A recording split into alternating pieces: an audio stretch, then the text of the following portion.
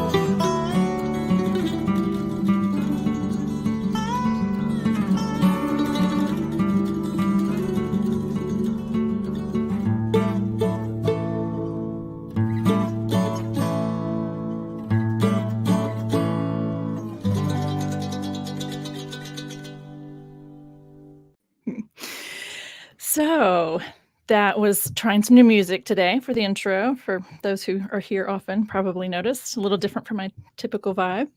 But I did that on purpose. I have a singer-songwriter who's also a scholar with me here today. So I wanted to give a vibe that's a little bit of a nod to the artistic side of who Christopher Skinner is. So thanks for being here today. Thanks for having me. I mean, I've been watching these off and on over the last little bit. So yeah, I really enjoyed them. And again, as I told you beforehand, I watched the last one with Rhiannon Graybill and the one with Lynn Hughes I really enjoyed. So yeah. They're fun. They're good people, aren't they? Yeah. Do you prefer Chris or Christopher? Chris is fun. Okay, great. Well, okay. So then a little bit of what I like to do, which is to ask you to tell us a little bit about who you are. And I want to use your story, as whatever parts of your life story that apply to why you do what you do, kind of talk about that a little bit. And we'll use that as a way to talk about the work that you've done and the work that you are doing, because obviously I was looking at your CV earlier. Very impressive CV, by the way. Thank you for that. Yeah, I'm just copying. It's not his homepage, but for anyone who's interested and didn't already see it in the description, I'm copying Chris's personal webpage in the comments if you want to take a look at that. And very quickly, before I forget, his faculty page. I didn't do the whole rundown. Sorry, that wasn't very polite of me. Chris is professor of New Testament and early Christianity, also the director of the graduate program for the theology department or theology school? Theology department, yeah. Theology department, yeah. I've been there for 3 years at Loyola University Chicago. 8 years there. Oh, yeah. Your position changed in 2021. Yeah, I've been full professor for the last 3 years. That's it. Yeah. Congratulations. But I've been there for this week, 8 years ago, we were packing up our house in North Carolina and moving here to Chicago. Okay. Yeah. I was thinking, I got confused on which part you were moving to Chicago for. So yeah, 8 years at this lovely institution, right? Yeah. Yeah, and congratulations on tenure. That's great. I see a couple questions already popping up. So I did share a little bit in the description that you worked on. I'm going to just do some of this first, and then we'll get to letting you talk about yourself. Sure. Your dissertation. It feels like there's just a lot we could ask you about just on this, and it in and of itself, John and Thomas, Gospels in Conflict, the Johannine characterization and the Thomas question. Oh, nice. And in the Princeton Theological Monograph series. That's nice. Congratulations. Yeah. You want to tell us a little bit about your dissertation? Is like the question there? What got you into that topic? Yeah. So, I mean, I guess we could talk about what got me into kind of Yes. literary critical, narrative critical studies later. But Yeah, let's do that. by the time I had reached my writing my dissertation, um, I really wanted to explore what a narrative hermeneutic could do for historical questions. There was a real passion at the time for. I mean, one of the things that I think I discovered in my research as I was going through my doctoral program was that there were some scholars who really asked and answered historical questions about the text Mhm. in an incredible way. And those people seemed to me a lot of times to really fail when it came to reading the text, right? Okay. And then there So were some, yeah, go so ahead. no, I just wanna ask you back to unpack just a little bit. You said a narratological hermeneutic. You're interested in so can you explain what you mean by a narrative Yeah, yeah. hermeneutic So in I'm your interested in mhm. how we approach these ancient texts as autonomous texts that Okay. have a a rhetoric of persuasion, their own literary rhetoric, an Mhm. idea that they want to, like any other story that we would approach in the modern world. You know, we pick up a fiction book, or we go to see a movie, and we Uh-huh. try to understand the internal rhetoric from Yes. beginning to end as a Okay. whole utterance, right? Okay. Yeah. And what I was seeing was that there was a lot of people who could do the narrative piece well, but really didn't care that much about the historical piece. And there were people who could do the historical Uh, piece really well, but uh-huh. couldn't always read the text. They would As the break text. the text apart, but they couldn't really read it from start to finish as a story. And so the challenge I kind of gave to myself was, can I produce a study that tries to handle both of these things well? And my doctor father, Father Frank Maloney, who's a Salesian priest from Australia, he has a mantra, and he would always say it's disingenuous and it's intellectually dishonest to ask the literary questions without also asking the historical questions, and vice versa, And right? that is true of literature today in general, right? Like, that's a Yeah. good understanding of literature is gonna mean you're gonna do that research to understand the author and Right. what's the era or whatever the Hmm. that they're addressing in the context. Yeah, that's nice. Yeah. So I'm that was kind of driving it. yeah, Yeah. okay, okay. Um, so I jumped ahead by Oh, sharing this, but, no fun. Yeah. yeah, this was so that's okay, so that's the topic, and so that's why in general, you work on John and Thomas. So let's back up a little bit. Sure. How did you get here? How did you get to Oh being my a New goodness. Testament scholar? Yeah. I mean, we do have time. That's what we're doing here. How far back to go, right? How far How back to much? go, right? Um, so I can just trace it very quickly. Grew up. I think my story, at least the way my story begins, is not atypical. I grew up Mhm, mhm, in the South, mhm, Southern Baptist, in an evangelical church. mhm, Got mhm. to undergraduate school. Went to East Carolina University originally to study music. Mm, mm. I like to tell I ended up studying communication, radio, TV, film, and English. Nice, okay. But after the first 2 years, when I realized that none of the big classical guitar firms were hiring, I decided to go into the humanities, where all the big money really is, All right? the big money, Yeah. right. Yeah, and Um, aren't you glad you made that change? Yeah. right. But I got involved in a campus Christian organization pretty early on. Mhm, Two mhm. of my closest friends to this day from college are guys that I met Oh, in my first semester of college okay. in this Bible study, and it became a big part of my college life. And then Mhm, when I mhm. first graduated from college, I joined this campus organization and served overseas for a Oh, I bit. don't think I knew that. That Yeah. must not have come up in that little brief hallway moment we had. Maybe not. Yeah, Maybe not. Yeah. I was in Istanbul, Turkey, 95 and Oh, because I 96. saw you Yeah. did Turkish studies. Okay. Yeah. Huh. And then came back. Quick story. Went to seminary, and then while I was in seminary, I really didn't know what I wanted to do. I just felt a sense of calling that I'm going to go to seminary, and I was evangelical, so I was like, where can I Mhm, go and like really learn the biblical languages? So I mhm, went to Dallas Theological mhm. Seminary in Texas, and So the biblical languages were because really of the languages, important for yeah. you. In Yep. fact, that's a real theme in both my seminary training and in my doctoral training, because at Catholic University, where I went, the biblical studies department there had really been shaped by two prominent Jesuit scholars, Joseph Fitzmyer, of Oh, course, yeah. Yeah. and then a Koine scholar named Frank Gignac. Okay. And the two of them had come from Fordham and kind of shaped the program there. So when it came to languages, it was very rigorous. And so you weren't just going to do Greek and Hebrew, you were going to also do Aramaic or Aramaic. Syriac or Coptic or all All three. 3. Especially for New Latin. Testament. Yeah. Latin. Nice. So that was the theme. So when I got to Dallas, Okay. really Yeah. wasn't sure. I was newly married. My wife and I got married and moved to Dallas 4 days later. Oh, And wow. it was a very quick, we had a delayed honeymoon. It's a good thing you're a good Yeah. team, Yeah. right? We worked together well, 27 years That's coming up awesome. in a few months.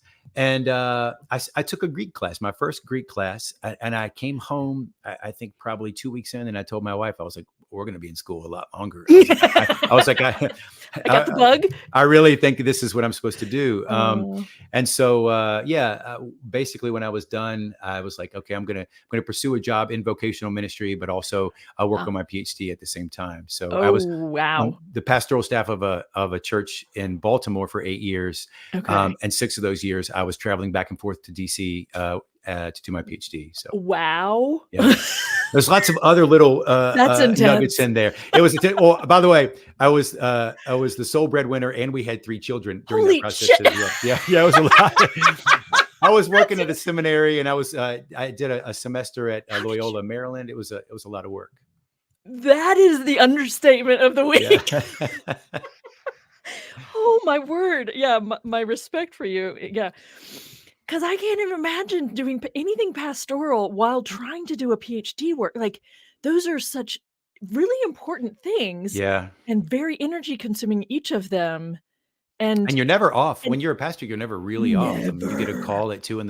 and say, "Can you come to the Right. hospital?" You know? And it's a different part of your brain, Yeah. like it's a different way of engaging. And I think both are important, in their own Yeah. ways. So that's impressive that you just were talk about code switching in a Yeah. different context, right? But You were they kept me constantly. grounded. I think Yeah. one of the things that I was responsible for. It was a Baptist church, and we had 3 Okay. services a week, and I was an associate. So basically, when I first got there, there was an older senior pastor who was sort of checked out, and he was like, "You can do this, this, this, and this." So anything that wasn't preaching on Sunday morning or youth ministry, I did. So I had an opportunity to preach a lot on Sunday nights and on Wednesday nights, Okay. and that there was like what I was doing at the church was really helping me develop my exegetical skills, my I language imagine. skills, Yeah. and the stuff that I was doing each week in the classroom was really helping inform my preaching. And those 2 things together kind of kept me grounded in different ways, Okay. And you were So, young enough to handle yeah, the I was intensity? 27 when I started. I took over at the church,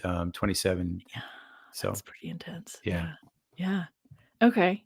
So you're doing the long distance thing for PhD work? Oh my Yeah. gosh, I'm It's just kind of 52 amazed. miles, Yeah. 52 miles from Catholic Okay. University to my doorstep. But, the Baltimore, Washington traffic, which I know you've It been in, it can be 2.5 hours to go exactly. 52 miles. So you gotta get out of the house It'd have been early. Yeah. really early. Yeah. Yeah. Yeah. Okay. Okay. So, right. So then there are other pieces too that I want to ask about, in terms of, yeah, you're responding to your own intellectual curiosities and interests. You're seeing the kind of the people part of things. Yeah, I think you and I both had kind of that people part of things in ministry, right? In Yeah. undergrad and afterwards, just in different contexts. So yeah, I appreciate that. Why did you choose John? Again, I think a lot of it goes back to that, to to those first few revelatory, no Okay, pun yeah, intended, weeks of seminary. really, yeah. We started in a Greek class, and John's Greek is fairly simple compared to some of the other stuff that you might Mhm, get in New Testament Greek, Hebrews, Luke, Acts, mhm, Colossians, mhm. things that are more First Peter. So they start you with John or Mark, and I don't know. There was something about it that just caught my attention right away. And for Huh, me, when I first started learning how to study the Bible, I found that studying it in Greek and Hebrew, I saw more than I saw when I was mhm, studying it in English. And so mhm, stuff mhm. just started kind of popping up. And I mean, I work in Mark, and I work in Thomas, and I do some stuff with the historical Jesus, but really it started kind of a love affair with John that I haven't really recovered from, just that first semester of Greek. Oh, wow. Yeah. That's amazing. Yeah. Yeah, back to your master's. Yeah. Okay, so you fell in love with John, really enjoyed it, enjoyed what you're seeing, and John is good it's much better for narrative approach Mhm. than the synoptics, so maybe that's part of it too, or maybe not, because you just said it was really that other that drew you. So did Yeah. the appreciation of the narrative the literary approach, did that develop later? Yeah. So, Okay. I mean, I think we talked about how, I grew up evangelical and that was my Mhm. training. But one of the things that also happened while I was at Dallas was that learning the biblical languages, and I said this to one of my seminary professors one time, and he got a little upset with me. And so it's important to say that my experience is not everyone's experience, Sure, right? of course, But yeah. learning the biblical languages well served to undermine so much other stuff that I was learning theologically at the seminary, right? So in some ways, one of the things they do best there is one of the things that helped kind of propel me away from the evangelical world. And that was only one piece, right? There's You social issues, there's other things, right? Okay, you But did learning, mean undermine. I was like, "Did he mean undermine or support?" He meant undermine. oh, did I say Uh-huh. support? I meant No, undermine. you said undermine, and I was like, Yeah. "Did he mean that?" You No, yeah, did. I So, did. yeah, Yeah. studying the languages, yep. Can you say Yeah. more about that? I think that's a fairly common piece for a lot of us who become biblical scholars. How did Yeah. studying the languages help to undermine all these other classes of content that you're Yeah. Yeah, can you say more about that? Well, yeah, there's so many there's so many different avenues that I could go. I Mhm, feel like mhm, seminary for me, I was young, I was newly mhm, married, I was mhm. doing this new course of study, I was living away. So there was kind of a constant series of cascading epiphanies about how little I knew about the world, how little I knew about myself, how little I knew Mm, about the Bible and God and all of mm, these things. But I would say the more you learn languages, the more complex you realize reality is. I mean, there's no one-to-one correspondence between one thought world and another, or one idiom and another. And I'd picked this up when I learned how to speak Turkish when I was living overseas. I would say something. I mean, you have to speak like Yoda when you first learn Turkish because everything is 180 degrees backwards in Uh-huh. terms of the word ordering, right? Right, right. And so the more you study the languages, the more complex you realize things are. And then you're sitting in these other classes and they're saying like, look how tidy all these categories are and how they fit together. There's this biblical anthropology that fits with this understanding of soteriology, which fits with this understanding of eschatology. And isn't it simple? Is it? And I'm like, no, it's not simple at all. In Mhm, fact, I feel like I went into seminary with a lot more answers than questions, and I left with a lot more questions than answers. Which I think if you mhm, have any sort of existential or interpretive humility at all, you, mhm, you realize mhm, is what a good education is supposed to do for you, right? You're supposed to mhm, leave. So I tell my students constantly, I want to die with more questions than answers. mhm, That way I'm mhm, continuing to mhm, pursue humility interpretively, and I'm continuing to pursue learning. Right. right. So that was one thing, but there were other things as well too. Just, Mhm, mhm, things don't fit together in the sort of tidy categories that, especially sort of evangelical mhm, systematizing mhm. theological approaches do. Yeah, Yeah. yeah. So Okay, yeah. if that's helpful. Yeah. That is very helpful. I appreciate that. Yeah, I resonate with that.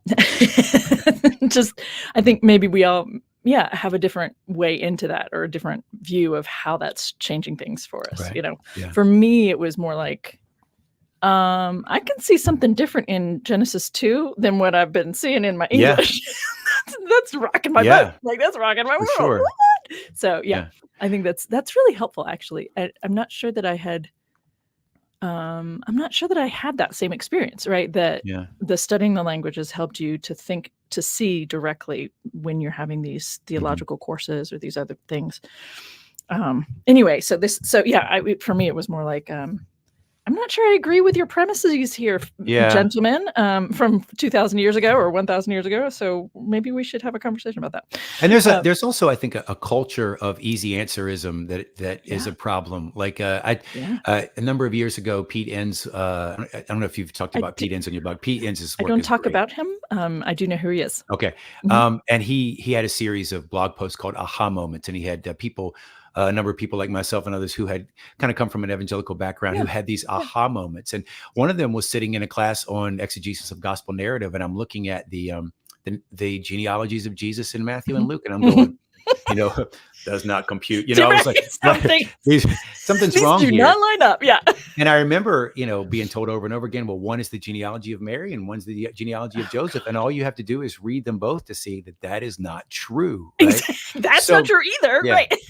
So there's so many things that were interlocking. So the languages, the simplicity of it all, the easy Yes, answers, easy that answers. stuff all contributed, I think, to me kind of becoming disenchanted. Yeah, Yeah, but you wanted to continue on. Sorry about that. No, it's okay. We can barely hear it on Okay, this. good. Yeah. But you wanted to continue on, and you decided to do Johannine Yeah. studies, Hmm. narrative as hermeneutical lenses, right? Reading Yeah. literarily, but also appreciating and bringing in the historical criticism. Yeah. I imagine that has been very helpful for other Johannine scholars. I'm not, I know a few, but I don't.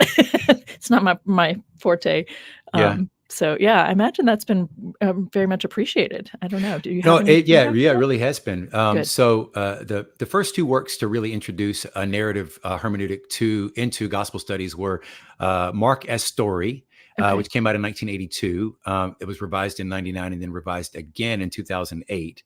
Who And it was who's David Rhodes and Don Mickey, Gotcha. Yeah. and then Okay. the second and third were also with Joanna Dewey. And Okay. the original Yeah. setup was David Rhodes was a biblical scholar, and Don Mickey was an English Literature. professor. Yeah. Actually, Shakespearean stuff Okay. was his forte. Uh-huh. But David said, "Hey, why don't you come into my class?" It started as a thought experiment. Why don't you come into my class and teach students how to read the Gospel of Mark as a short story? And that gave rise to the book. Now, I love it. David was a Duke PhD, and Alan Okay. Culpepper Uh-huh. was also a Duke PhD. And in 1983, just a year after this, Alan Culpepper's book, Anatomy of the Fourth Gospel, came out. And so these were the first two works to really introduce a narrative hermeneutic into the mix. And then things just kind of cascaded from there. And it's become a full enterprise now, basically doing narrative criticism. And there are so many different other little methodological approaches that have been spawned by greater care with the actual text as a tapestry. This literature. Yes. Yeah. Yeah. Nice. So Okay. So what got you interested then in bringing in the Gospel of Thomas? How did that enter the scene for you? Oh man, if I say by accident, well, that's fine. Authenticity, Chris. Yeah. So a couple of things. One, when I was at CUA, I had already done 4 years of Greek, and I had done 3 years of Hebrew while I was at Dallas Seminary. Okay. So we had to do extra Greek and Hebrew, and then they said you have to do at least 2 semesters of Coptic or Syriac or Aramaic, at least 2. Okay.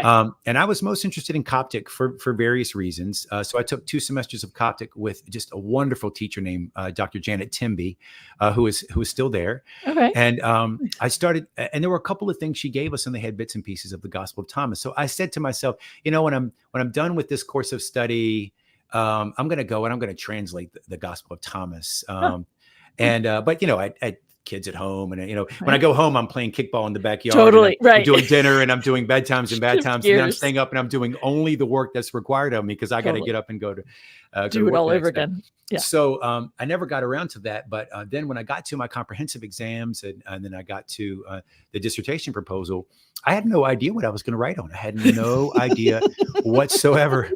And I think 3 different things that came up. And my doctor father was like, have you thought about this? And he gave me some work to read by April DeConnick.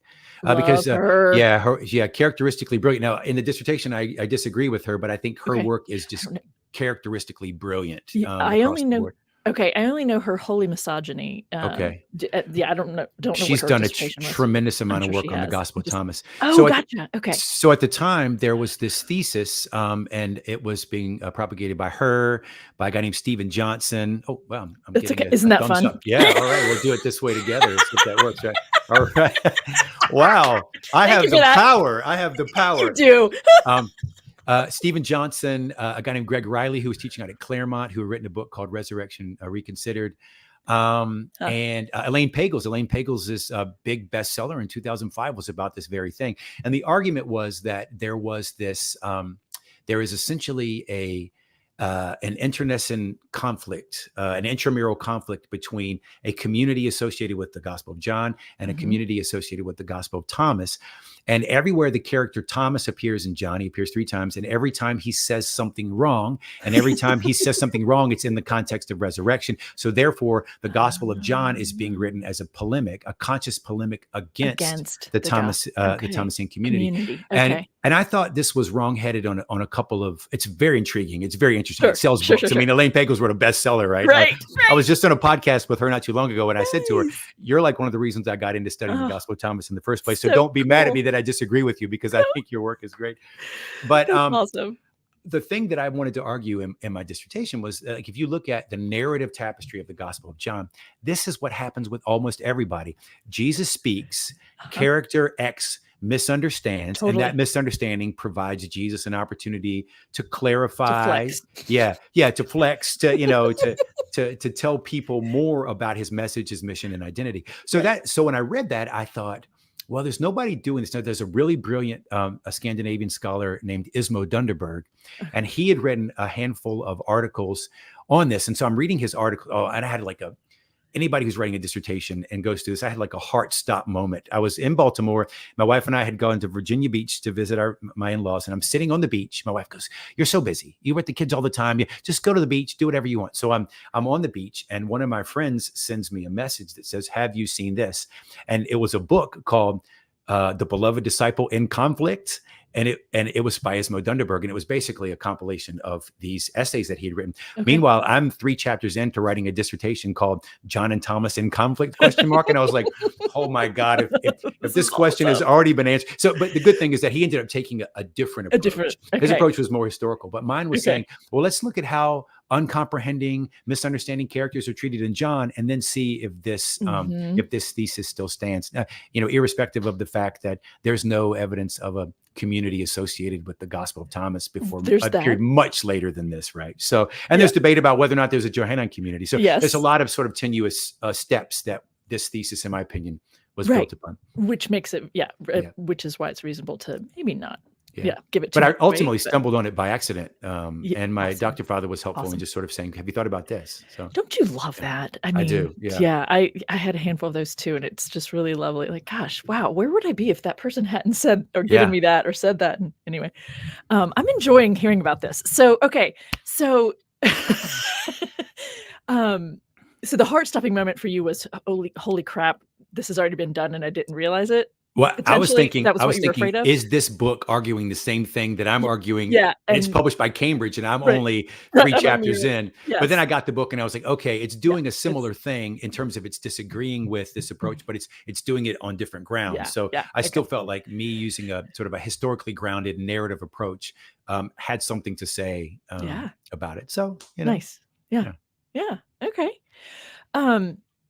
So you're doing some work right now that I'm really quite curious about, interested in. Can we skip over to that for a little bit? Sure, show, man. I'm just here to buy tickets and do the wave. So you tell me what's up, and maybe get another one of these, right? Yeah, right. Somehow, I appreciate that.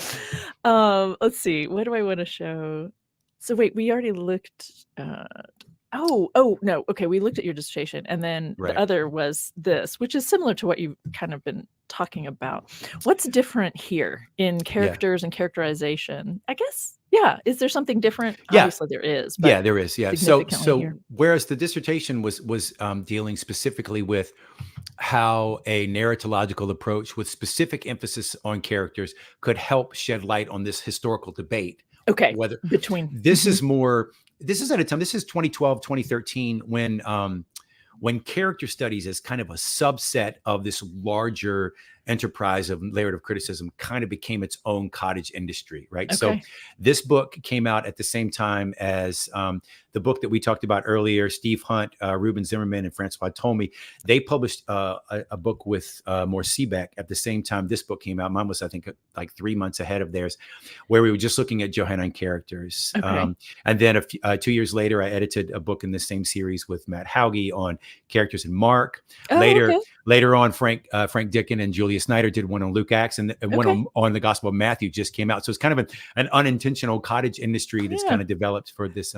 But this particular one is split up into two halves after my kind of state of the question chapter.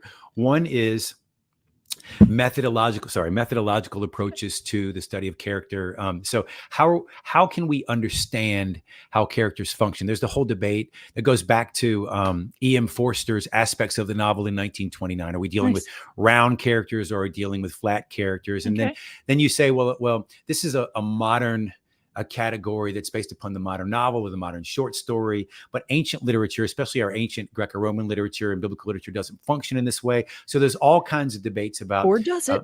yeah, right. There's all sorts of debates about Mhm. how much do characters in the biblical literature, how much do they correspond to reality? How much are they thought to be like a mimetic approach? Like, are we supposed to kind of look at them and see them as examples to emulate? Imitate. So there's Emulate. so many different. So the first half is just reflections on how characters and characterization function Okay. from a method, and then the second half of the book is just kind of character studies. Like, this is how John the Baptist functions. This is how John's Mary and Martha functions. And so it's the second half is exegetical. So it's more clearly just connected to characters and characterization, as opposed to shedding light on this other thing that I was doing. Yeah. Okay. And is there something from this book that you, the kind of the gem, the takeaway, like the thing that you're, I don't know how to ask the question, the thing you're proud of, or the thing that, like, yeah, I like that I settled on this idea about characterization or characters. Yeah, and it's something that I deal with a little bit in my dissertation, and that I deal with. Basically, it's the opening thing in my smaller book, Reading John, which is that if we're going to read the Gospel of John as a whole utterance, we have to start with the prologue, and we have to use the prologue of John as the interpretive key for the whole book, right? So in the prologue, you learn that Jesus is the Word. He's the purveyor of light and life. You learn that he's the Word made flesh, that he's the revealer of the Father. And there's some really great work on this that I borrowed from other people. These themes appear over and over and over again, and they appear in character interactions. So when someone says to Jesus, "You are X," we can look back at the prologue and say, wait, does this match up with what we learn about Jesus in the prologue? And so maybe it's partially correct, but it's not fully correct, or maybe it's completely wrong. Okay. And a reading like that has, I think, the potential to leaven some of our discussions about what characters do and don't get. So, for instance, Martha, later on in the narrative, Martha is often given credit for this. I think almost everybody in the gospel misunderstands, even the people who understand, right? Right. The beloved disciple clearly gets it right, but everybody else, and Jesus' mother clearly gets it right, I think, in John 2. Okay. And there's something about the anonymity of those two characters too. She's not Mary; she's the mother. She's of the Jesus. mother. Yeah. He's not John or whoever. He's the disciple, the one Jesus loved. Yep. But Jesus says to her, she says, "If you had been here, my sister wouldn't have died." And he says, "I'm the resurrection and the life. Like, if you believe in me, you won't die. And even if you die, you'll live." And he says, "Do you believe this?" Like in Greek, do you believe tuta, this thing that I've just said? And she says, and I don't know how many of your, people who are watching or listening know Greek, but uses the perfect. Some know some. Yeah. Yeah. He says, she says, "Pepistuka, I have the perfect. I have always believed that you are the Messiah, the one coming into the world." And people say, "Look, what an exalted confession." No. That's not what Jesus said. "I'm the resurrection and the life," right? He said, "Do you believe this?" And if you go back to the prologue doesn't describe him in the way that she confesses him there. So, I mean, obviously there's debate about this, but I think that in some ways, reading the first 18 verses and then looking at each of the different things using in that light as a of that lens is really helpful. Yeah. That's okay. I hadn't thought to do that for every single interaction that way. So that's a very interesting nugget in general. Yeah, and it's that time-consuming. Yeah, exactly. Thank you for doing it. Well, I didn't do it all. I mean, but there are others who've done it. So that's interesting. Because I had never applied that to, maybe maybe some of these things like that. That sounds like a positive, what she's saying. Yeah. And so you're suggesting that actually she's kind of missing the point a little bit. And the way we can see that is by taking the intro. Right. It's the same with the early characters, the early disciples. The disciples are called differently in John than they are in Mark. And the early disciples are saying, "You're the Son of God, you're the King of Israel." And so they're seeing him as a completely messianic figure. And you're going, well, that's not what we just read. It's like, so I tell students, especially undergrads who don't like to read, imagine we're watching the first 15 minutes of the television show or the first 15 minutes of a movie. That 15 minutes is revelatory. It gives you everything you need to know to interpret the rest of the episode. Right. And so when we pay attention to the first 15 minutes, those first 18 verses, we are now given everything that we need as an audience to properly interpret everything else that happens in the narrative. But we're also learning. We're also learning in the process, right? We learn with this privileged information that that the characters in the narrative characters don't don't have. know. Yeah. Right. Yeah. Okay. I like that. That's really kind of helpful. Someone just said, so we'll just throw this in there. Yeah. That is, right. Mhm. Okay. Good. I'm glad that was helpful. I know, right? Yes. Job Well, done. it was right. You contributed. I did one thing today, right? Oh, I think If I can take out the trash, then I'll do two things today, right? I don't know. I think I'm more focused on like looking at the dualisms in John and trying to get people to be thinking critically about that. Like, I think maybe we need to take this with a grain of salt. Maybe we should be actually asking some questions about this. And so my only engagement with the intro is more I like to read it, the first few verses to Sprach Zarathustra, the intro music. Have you ever done that? Oh, no. It lines up beautifully. We can talk about it afterwards. Yeah, That's also excellent. No, yeah. And it like brings this whole like cosmic thrust to the whole thing. This is, and I like to just leave it at that. I don't use the whole thing as a lens. So that's good. I appreciate that. Yeah. So let's see, what else can we talk about? I'm really curious. So the work you're doing now, I think it's on your website. So let's share that. Yeah. I'm actually, I think some people here will be interested in this as well. So give me a second. Two things in press at the moment. If you scroll down to the bottom. Yeah. Oh, it is under the book. It's under books. If you just scroll down to the bottom. Yeah. I'll do that. I have two things that are in press, one of which should be out in August, and then one of which will be out in maybe 25, maybe 26, even though it's been with the press for almost a year now. I'm so sorry. Yep. I hear you on that. Yeah. So the next one there. That's this one. Right. Okay. Yeah. Is that the one? Oh. Well, I'm interested. Yes. Okay. So I'm interested in the history of reception of John and the Gospel of Thomas, because didn't you do some work on that?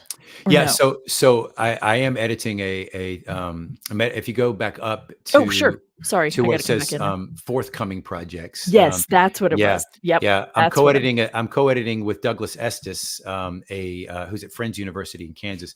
We're doing 3 volumes on the historical reception of the fourth gospel. Yes, that's what I think that's what caught my historical reception. And then the Gospel of Thomas. I'm interested in that because I think that just this kind of work. I mean, I'm not explaining this to you. I'm explaining it to people listening. Of course, sure. Like this kind of work is really helpful to show that what people are doing with the Newer Testament or with Hebrew Bible passages today might be what people have always done. It might be radically different, and it's helpful to know that within, whether you're a part of a tradition, a Christian or faith tradition anymore or not, I think it's really helpful for people to know that, guess what, folks? People have been taking this seriously for 1900 years, 1800 years, and some of them took it very seriously in a very different way.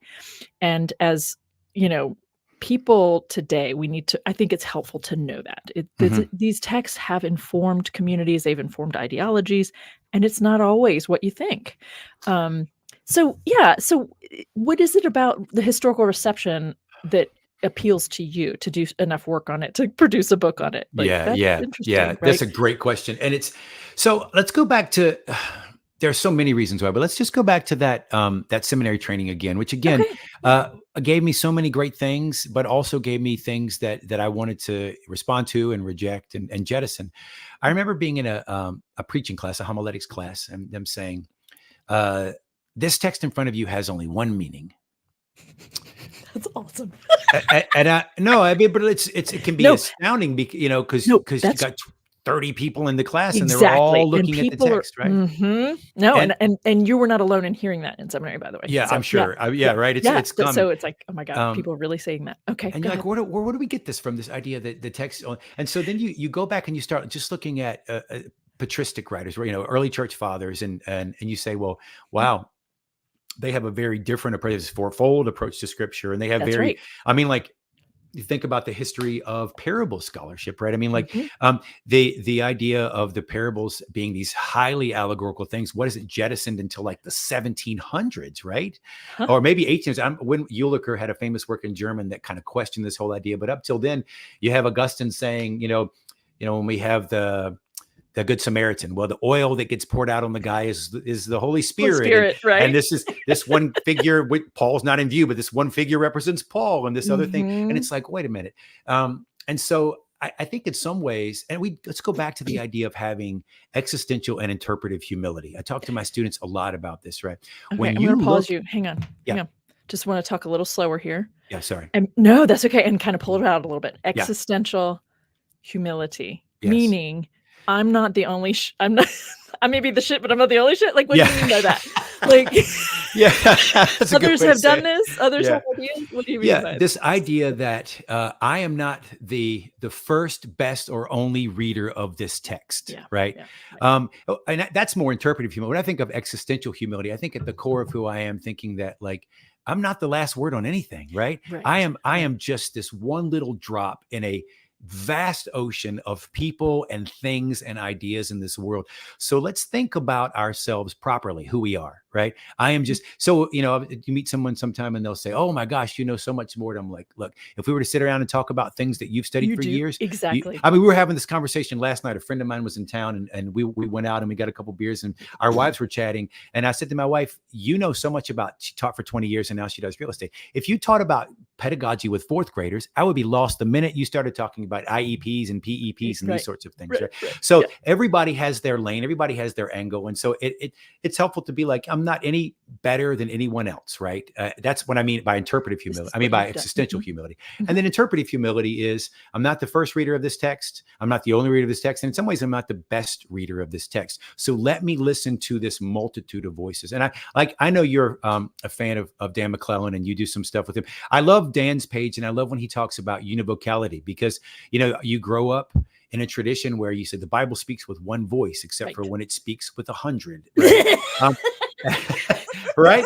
And so I think it's important to realize that the Gospel of John, even though it has been at the center of Christian one of the most important biblical texts Absolutely. for establishing biblical Christian orthodoxy. Right. Christology. It's And been interpreted in so many ways by so many people across 1900 years. And so that's one of the things that drives me to this and wants to look. Another thing is that I just love hearing what others, I mean, obviously this book is going to have 70 contributors, right? I'm only writing 2 chapters. The rest are going to be done by, I don't know anything about the reception of John in art or the reception of John among, but that's there are interesting stuff, right? Yeah, I mean, for sure. Yeah. Yeah. Oh, okay. For some reason, I thought you were are you the main editor of Yeah, it? I'm editing along with Douglas Estes. Yeah. Okay. Coming out with Baylor 27, 28, and 29. And we're starting to receive chapters now. And gotcha. Yeah. It's a So labor of love to edit a book. well, I've edited a few, but this one is going to take a lot because it's it's going to be 70 plus chapters, and we're looking to kind of knit them together as much as possible. So wow, yeah, okay. So since these are all forthcoming and you haven't written it all, what can you tell us about the reception of? Oh, I need to go back to the same page, don't I? It's okay. The Gospel of Thomas. Your work with the Gospel of Thomas it has been limited to that conflict between the Johannine community and the Gospel of Thomas community? I have if you can pull it up on my page, I have a little book that I wrote back in 2012. Actually, I wrote it in 2010, but they actually, if you go to publications, publications and then books up top, right there. And I think it's the 3rd book down. You should see. Dissertation. Right there. Saying about the Gospel of Thomas. Okay. It's about 120 pages. So it's actually written for students and non-specialists, type of book that your people who pay attention to your work here could pick up and easily read. And what I do is I try to trace three sort of interlocking discussions that have never been solved. So, you come to a book like the Gospel of John, and there's an interpretive tradition that spans 1900 years. Like we have commentaries that are written, in the 2nd century by second century Gnostics. Right? And there are all these consensus positions. John is very Jewish. John is probably written around the turn of the second century, so late first, early second century. There's all these consensus positions, but in Thomas, we've only had access to Thomas as a public for about 70 years, and probably more has been written on Thomas than any other non-canonical text in that short period of time. But there has not been real consensus about anything. So the question of how old is Thomas? You have people who argue that Thomas is earlier than the Gospel of Mark. You have people who argue that Thomas is late first century. You have people that argue that it is dependent upon the diatessaron, right? Do you want to explain what the diatessaron, I pronounce it diatessaron, but diatessaron, what that is? Yeah, it's a Syriac harmony of the Gospels that was done in, I don't even know, is it the late as 180s or so? So it's like, But so the harmony of the Gospels in the language of Syriac. Yes. So and it wasn't Tertullian, was it? I don't remember who did the Tatian. I was like, it's at a T. Right. Tatian said, we're gonna do away with all the difference. We're gonna make it all one, which is, at least for me as a New Testament scholar, like, no. Yeah. Right. You're undermining it all. But he thought he was doing something very, right, very reverent, right, to kind of harmonize the four, right? Yeah. And by the way, that's a helpful impulse for me as someone who considers himself a narrative critic, that even early on in the church, they were like, no, we want the fourfold gospel. We want these four, even though we recognize there are major differences and major problems. We want to keep the fourfold as opposed to the one. Yeah. So the three questions that as far as I can tell, nobody had ever really traced these three questions. That's why this book basically came out of the secondary research that I did on my dissertation. Right. Okay.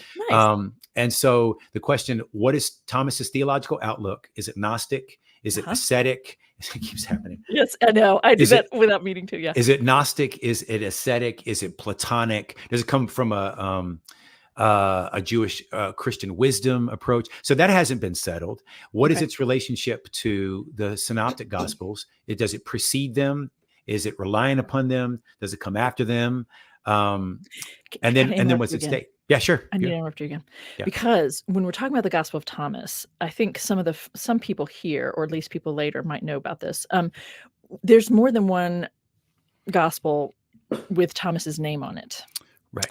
So can we just very quickly? So there's the Sayings Thomas, right? The Sayings Gospel of Thomas. That's not what we're talking about. No, that is what we're talking about. That is what we're talking about. Okay, I just need to. I needed to be clear. So there's the infancy Gospel of Thomas, and the infancy Gospel of Thomas is where you have Jesus, who's he's kind of a little turd. He's a little kid. He does. Yeah. With like the powers of the universe. So, what else do you expect? Imagine all the powers of God in the hands of a toddler who is very petulant. Yeah. Right. And it's a fun read. Okay. So some people might know that. And I just wanted to clarify. We are talking about the Sayings Gospel of Thomas. Yes, the Sayings Gospel. Okay. So back to you. So first question was, what's the mindset? What's the context for these sayings, which is a funny thing to actually, which is part of why I needed to clarify, because I was like, we're just talking about a bunch of sayings, and we can assert that comes from a particular kind of a community based on the tone and the focus of the sayings in it. And that's part of why, just to kind of clarify a little bit for the people watching, or now or later, why people would have a comment, or why it's interesting to say that the Gospel of Thomas, a collection of 114 sayings, might be as early as Mark. What's interesting about that? Why should people care about that? Yeah, so this delves into the earliest reception of Thomas. So there is this idea that, and by the way, people who study Q, and I'm your people know about Q, probably. Right? Yeah, the idea that there's a shared source that Matthew and Luke have in common that is not also used by Mark. And this idea is in existence prior to the discovery of the Gospel of Thomas. But there's this idea that Q is this thing. Q existed. Q is a sayings gospel, and basically we're reconstructing it. And then when Thomas gets discovered in full in 1945, and scholars begin to have access to it, there's a little bit of like confirmation bias here. They say, look, this is that thing we were talking about, right? And because it's a list, and because it doesn't have a narrative substructure, it probably is early. And if it's early, then it's probably more authentic in terms of its presentation of Jesus. Now, the question of what authenticity means is another probably right. Thank you. That therefore, was helpful to kind yeah. of flesh that out a little bit for people. Thank you. Yeah. Mhm. And so, but then it gets called a Gnostic gospel a lot, but not Right. because it doesn't have any of the elements you would expect from a Gnostic text. Mm-mm. Now, when it gets discovered in 1945 in what is now called the Nag Hammadi Library, and it's in Nag Hammadi Codex 2, and Okay. it comes just after a writing called the Apocryphon of John, or the secret book of John, which scholars of Gnosticism consider to be kind of the prototype Ah, of what that type of Gnosticism was. And okay. so it's kind of sort of a guilt by association. But if you talk to a lot of people who study Thomas today, they're going to tell you it's not Gnostic. Even though if you go to Barnes and Noble and you get a book that says the Gnostic Gospels, Thomas is going to be one of the ones that appears in there. That's interesting. Yeah. Can we do just a brief tangent here on, Sure. because I wasn't able to go to attend or even read any of the articles that came from the panel at SBL when they were talking about whether or not we should even use the category of Gnosticism anymore. Do you have any insights on that, or no? Do you not? It's not, if it's not in your wheelhouse, that's okay. So I didn't go to the panel. Yeah, I think Gnosticism is a difficult category, Yeah. especially since so many people, and this is especially true of people kind of in the evangelical world, evangelical scholars, they use the word Gnostic to dismiss anything that disagrees with orthodoxy or disagrees with anything that they don't like. Canonical. I mean, for instance, and N.T. Wright is prolific and he's done some really good stuff, but he's one of the real guilty parties here. Anything he doesn't like, he refers to as Gnostic, and this is problematic, right? And it can lead to a rejection of these things without really looking at, and they're Totally. very interesting, right? These texts that get dismissed as They can Gnostic are be. really interesting, right? Yeah. Yeah. Okay. Well, I appreciate that. Thank you. Yeah. I just remember Maya Katrosis talking about it, and I thought, oh, if Maya's talking about it, I want to pay attention. Yeah. I love her work. Don't you know? Yeah. I know. Yeah. She's a good human too. I feel like I cut you off though. Did I cut you off the Gospel of Thomas and what came out of your peripheral, research and talking about? So yes. So what to know about the Gospel of Thomas? Yeah. Just there's at this moment there are only I would say there are a few emerging consensus positions. Okay. So right around the time I published this little book, Mark Goodacre of Duke and Simon Gathercole of Cambridge were both publishing these monolithic monographs that really changed the field. And my book had been at the press. It was a tiny little 120 page book, right? It had been at the press for 20 months. And I wrote them and I said, guys, my book is going to be completely overshadowed by these two books. So it came out, and luckily I got a blurb from both Mark and Simon. So I was able to say, these two guys who wrote these great books, they at least think that this book is worth reading. Okay. But one of the big questions is, do the Synoptic Gospels, or does Thomas show awareness of the Synoptic Gospels, or is Thomas independent? And there's some scholars have said that the traditions indicate kind of both, right? But what Simon did in his book and what Mark did in his book, and to a lesser degree what John Meyer of Notre Dame did in 3 articles, and then in the last volume that he published before he died of his 5 or 6 volume work, A Marginal Jew, was they showed how there are certain sayings in Thomas that show evidence of Matthew's redaction of Mark or Luke's redaction of Mark. So for instance, the phrase kingdom of heaven. Kingdom of heaven is distinctly Matthew's locution, right? But we get that in the Gospel of Thomas. And so there's a couple sayings where they do the big issue. And so I think we're moving more in the direction of a consensus position, arguing that Thomas shows familiarity with the Synoptic. It's certainly not early. But the question is, but I think it's not probably earlier. Yeah, I think it's probably late first. I think it's at least as early as the Gospel of John. Okay. Right? Okay. But the question is, another question is, what is the Gospel of Thomas? Because we know next to nothing about Thomas's transmission history. It's just random comments. We have one text in Coptic, and it was probably originally written in Greek. It has 114 sayings. We have 3 fragments in Greek that were discovered, one in 1897 at Oxyrhynchus, and again in 1903 at Oxyrhynchus. Okay. That wasn't put together until 1955-56 by a French scholar who said, wait a minute, this thing we're looking at over here in Coptic is the same as these things we're looking at in Greek. But they differ. And then we have a few early church fathers who dismiss the Gospel of Thomas with these heresiologists who say, well, the Gospel of Thomas says this. but the quotations they have from the Gospel of Thomas don't match what we have in this final version that we have. So really, we don't know anything about the transmission history of this text. Whereas, we have a text critical apparatus at the bottom of our Greek Bibles that tells us, here's what every available manuscript tells us about John, about Mark. We have what we have about Thomas is really sketchy and inconsistent. So what do we mean when we talk about the Gospel of Thomas? I think we have to leaven our conversations about that a little bit. And it's just a bunch of sayings. It's not even trying to like make any kind of fabulous. Anyway, it's trying to confuse you. It's trying to. You know those ancients. You know them. They're tricky that way. I'm looking at the time, and I feel like we could keep talking for quite some time. But I also want to respect your time. I want to make sure see if there were any questions that people wanted to ask you. I saw a couple early on, and I wasn't, and I'm,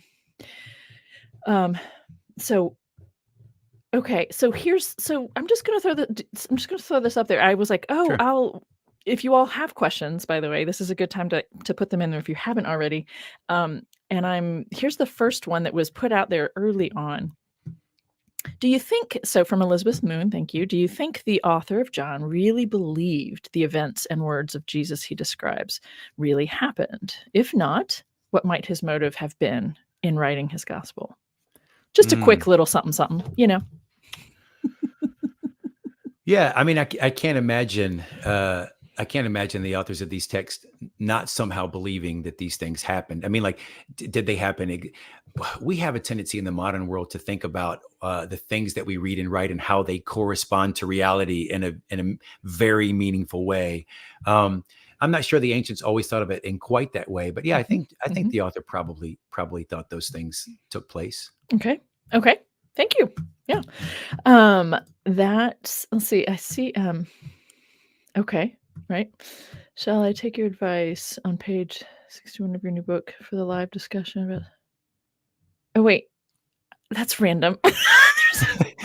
Which book? It's not mine. I don't think. It's my friend Kip Davis. I don't know if you know who he's one of the guys that does. Yeah. I love it when you guys get together. So it's so fun. I know. Oh, that's right. And you reached out while we were in the middle of it, and I was just zoning out. But Dan happened to see your questions. He just randomly asked me a question about something entirely different. Okay. Love you, Kip. Okay. Let's see. Keep up the good work, Kip. We've never met, but I love it. Yeah. Let's see. Okay, some people are being kind of I'm not see. All right, let's see. Questions for him somebody is in here being ridiculous. Okay. That's what always happens in some of these, right? I have to say it doesn't happen much, and it's starting to happen, and I guess I'll just take it as a compliment that there are more people coming to watch, and more people talking about it, and I'll just here we go. Here's something from Kip. Oh, Kip, you're still here. Oh, that's nice. So from Kip, I love this question. Do you love this? I'm gonna. Yes. Yeah, I'll go ahead and read it out. But yeah, PhD question.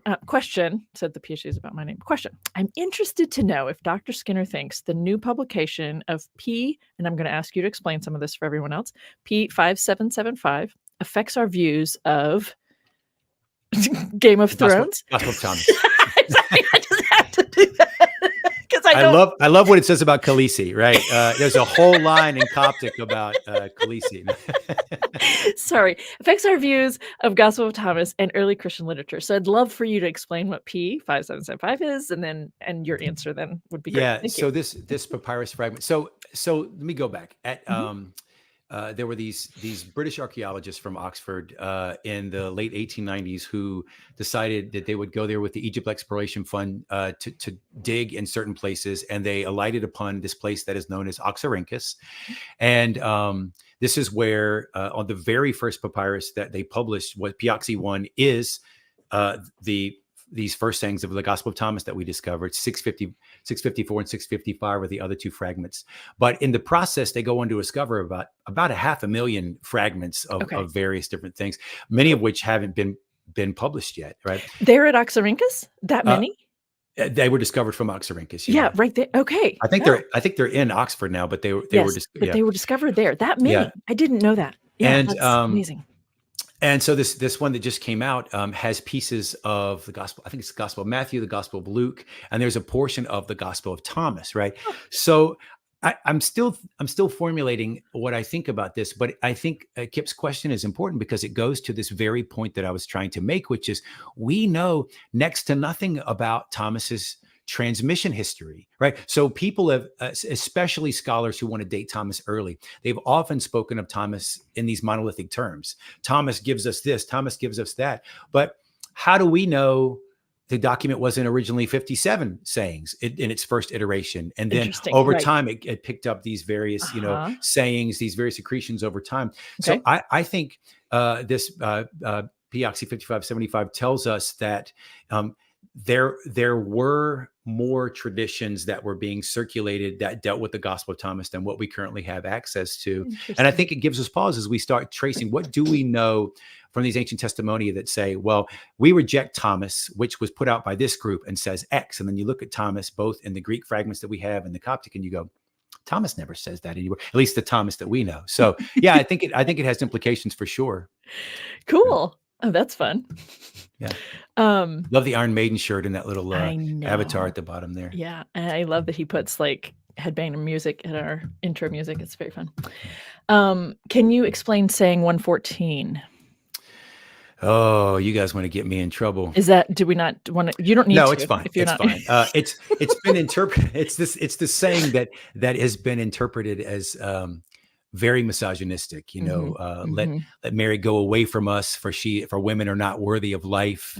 And Jesus says, no, I'm going to make her male like you male, so that she'll be worthy of life.